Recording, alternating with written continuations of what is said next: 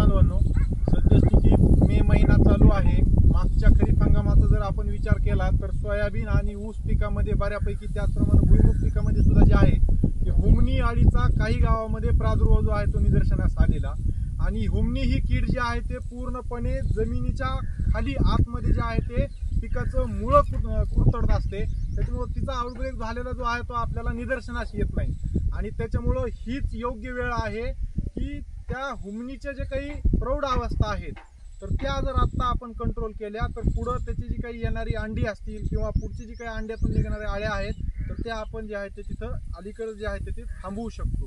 कारण की ज्यावेळेस हुमणी अळी ही जमिनीतून खालून जे आहे ते आपलं पीक खात असते त्यावेळेस त्याच्यावरचे जे काही उपाययोजना आपल्याला करावं लागतात तर ते आपल्याला परवडणाऱ्या नसतात किंवा अत्यंत महागडे कीटकनाशक आपल्याला तिथं वापरायची एखाद्या वेळेस गरज पडू शकते। आणि त्याच्यामुळं याचे जे काही भुंगेरे जे आहेत ते आता मे महिन्यामधला जो काही मागच्या 2 आठवड्याखाली जो काही अवकाळी पाऊस पडला तेव्हापासून तुम्ही जर हे लिंबाचे झाडाचं निरीक्षण जर केले, इथं जर आपण पाहिलं तर सगळे पानं जे आहे ते आपल्याला खाल्लेले दिसतील।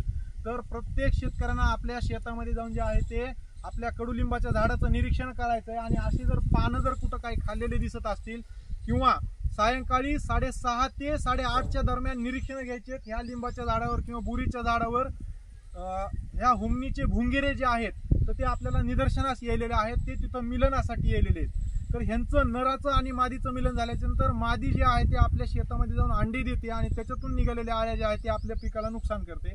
तर ह्याचं प्रौढाचं व्यवस्थापन करण्याच्या अनुषंगानं कडुलिंबाच्या झाडाखाली अशा पद्धतीनं आपण टब घ्यायचा आहे मोठा, त्याच्यामध्ये पाणी घ्यायचं आहे आणि आपल्याकडे जे काही गॅस पॉयझन असेल कुठलंही किंवा अर्धा लिटर रॉकेल किंवा डिझेल जे आहे ते ह्या पाण्यामध्ये आपल्याला मिसळायचं आहे। आणि अशा पद्धतीनं हा जो काही बल्ब लावण्यासाठी जो काही हा सांगाडा उभा केलेला आहे अशा प्रकारचा सांगाडा आपण लावायचा आहे।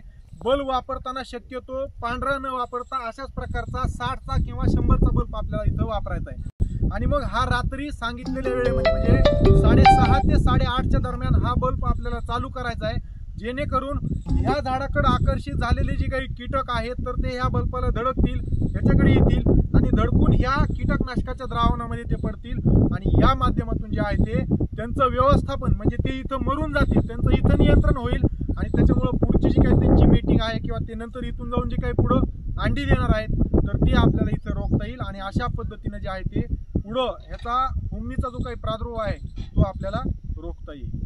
तर सर्व शेतकऱ्यांनी अशा पद्धतीनं जे आहे ते आपल्या शेतामध्ये जे आहे ते प्रकाश सापळे जे आहे ते लावावेत।